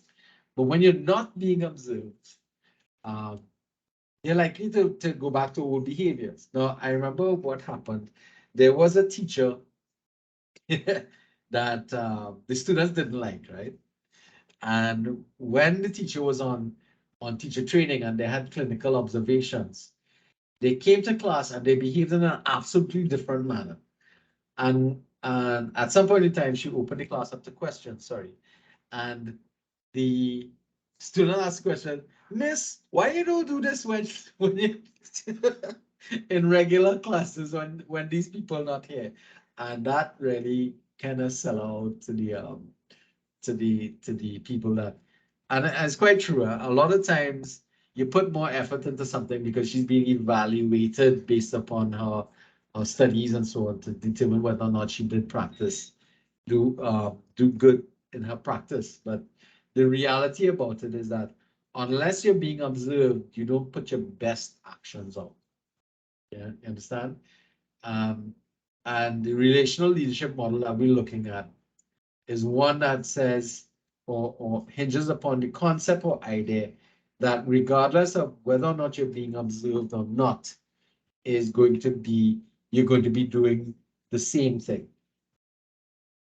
That you're authentic in your behavior all the way through. All right. Okay. Any questions? Anybody? Clarification that required? All right. So let me stop recording.